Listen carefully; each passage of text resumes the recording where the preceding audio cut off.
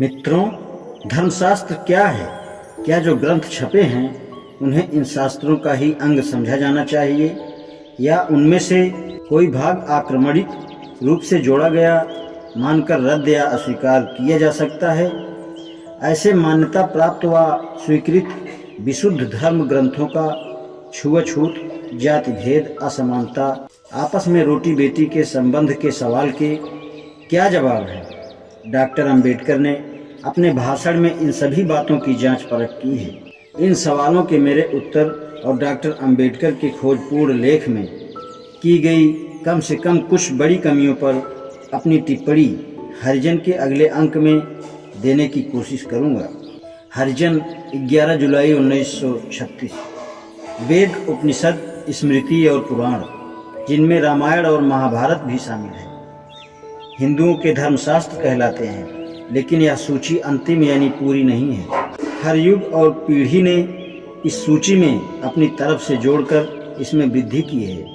इसलिए यह मानना चाहिए कि हर छपा हुआ हस्तलिखित लेख धर्मशास्त्र नहीं होता।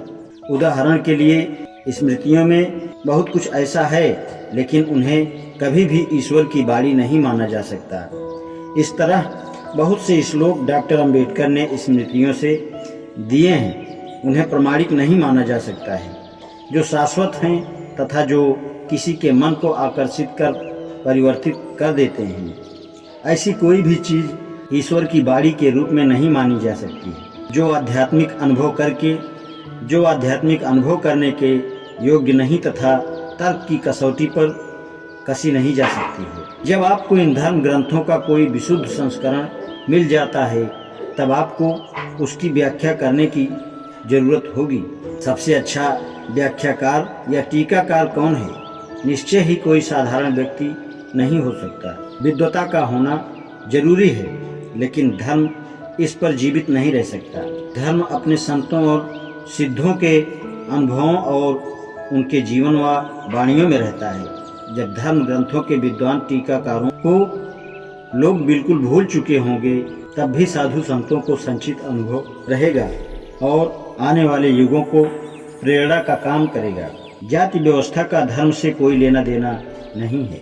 जाति एक रिवाज है जिसकी उत्पत्ति मैं नहीं जानता, और अपने आध्यात्मिक भूख को शांत करने के लिए यह जानने की जरूरत भी नहीं समझता।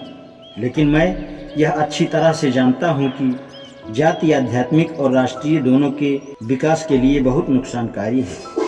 वर्ण और आश्रम ऐसी दो संस्थाएं हैं जिनका जातिपात से कोई संबंध नहीं है। वर्ण व्यवस्था का नियम हमें यह सिखाता है कि हर व्यक्ति को अपने पुरखों के खानदानी पेशे को अपनाकर रोजी रोटी कमानी चाहिए। यह नियम हमारे अधिकारियों को नहीं बल्कि हमारे कर्तव्यों को बतलाते हैं। वर्ण व्यवस्था आवश्यक रूप से उन व्यवसायों के बारे में बनी है जो मानवता के कल्याण में वृद्धि करने वाले हैं, इसके सिवाय कुछ नहीं। यह व्यवस्था यह भी बतलाती है कि कोई भी पेशा बहुत नीचा या बहुत ऊंचा नहीं है।